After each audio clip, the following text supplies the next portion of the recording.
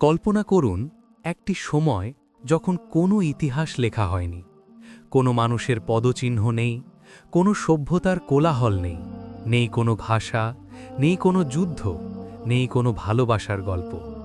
শুধু আছে এক অনন্ত নীরবতা। সেই নীরবতার মধ্যেও কিন্তু শূন্যতা ছিল না, ছিল মহান স্রষ্টার ইচ্ছা, তার জ্ঞান, তার পরিকল্পনা। আল্লাহ সৃষ্টি করলেন আসমান, স্তর স্তর আকাশ, বিস্তীর্ণ, সীমাহীন। তারকারা জ্বলে উঠল অন্ধকার ভেদ করে, সূর্য পেল আলো ছড়ানোর আদেশ, চাঁদ পেল কোমল জ্যোৎস্না। পৃথিবী সৃষ্টি হল, পাহাড় দাঁড়িয়ে গেল দৃঢ় প্রহরীর মতো, নদী বয়ে চলল শান্ত সুরে, বাতাস প্রবাহিত হল নিয়ম মেনে, দিন এলো, রাত এলো, সব কিছু নির্ধারিত নিয়মে চলতে লাগল। ফেরেশতারা ছিলেন আলো থেকে সৃষ্টি, তাদের হৃদয়ে নেই অবাধ্যতা, নেই অহংকার। তারা শুধু ইবাদত করে, তাসবিহ পাঠ করে, দিন রাত তারা বলে, আপনি পবিত্র, আপনি মহান। পৃথিবীতে তখনও মানুষ নেই, কোনো পাপ নেই, কোনো পরীক্ষা নেই।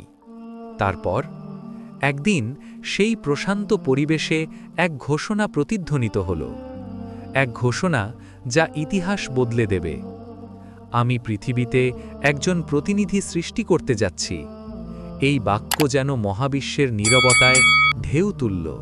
ফেরেশতারা থেমে গেলেন। তারা অবাক হলেন না বিদ্রোহ করে, বরং প্রশ্ন করলেন বিনয়ের সাথে, হে আমাদের রব, সেখানে কি এমন কাউকে সৃষ্টি করবেন যারা রক্তপাত করবে, যারা ফাসাদ সৃষ্টি করবে? আর আমরা তো আপনার প্রশংসা করি। এই প্রশ্নের ভেতরে ছিল উদ্বেগ, ছিল পৃথিবীর ভবিষ্যৎ সম্পর্কে এক আশঙ্কা। আল্লাহর উত্তর ছিল সংক্ষিপ্ত কিন্তু গভীর। আমি যা জানি তোমরা তা জানো না। এই একটি বাক্যের ভেতরেই লুকিয়েছিল হাজার বছরের ইতিহাস। মানুষ ভুল করবে, মানুষ পাপ করবে, মানুষ কাঁদবে, মানুষ তওবা করবে, মানুষ ভালোবাসবে, মানুষ সংগ্রাম করবে। ফেরেশতারা যা দেখছিলেন তা ছিল সম্ভাব্য বিশৃঙ্খলা, কিন্তু আল্লাহ যা জানতেন তা ছিল সম্ভাব্য মহিমা। মানুষের মাঝে থাকবে দুর্বলতা, কিন্তু থাকবে বিবেকও, থাকবে কামনা, কিন্তু থাকবে আত্মসংযমের শক্তি, থাকবে ক্রোধ, কিন্তু থাকবে ক্ষমার ক্ষমতা। এই সৃষ্টির পেছনে ছিল উদ্দেশ্য, পরীক্ষা। পৃথিবী হবে একটি অস্থায়ী মঞ্চ। এখানে মানুষ প্রমাণ করবে সে কি শুধু মাটির তৈরি এক সত্তা, নাকি জ্ঞান ও ঈমানের মাধ্যমে সে সম্মানের যোগ্য। সৃষ্টির প্রস্তুতি শুরু হলো। পৃথিবীর মাটি তখনও নীরব, কিন্তু সেই মাটির মাঝেই লুকিয়েছিল মানব জাতির ভবিষ্যৎ।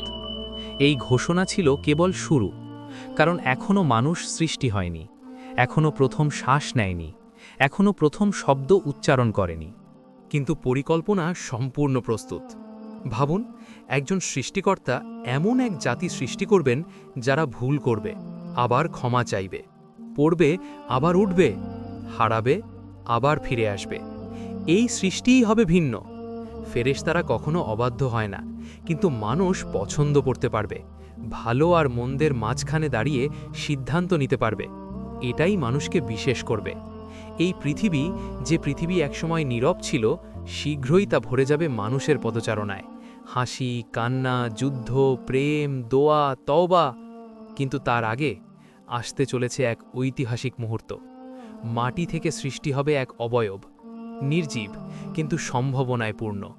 মহাবিশ্ব তখন অপেক্ষা করছে, ফেরেশতারা অপেক্ষা করছেন, পৃথিবী অপেক্ষা করছে, সময় অপেক্ষা করছে। কারণ শুরু হতে যাচ্ছে মানব ইতিহাসের প্রথম অধ্যায়।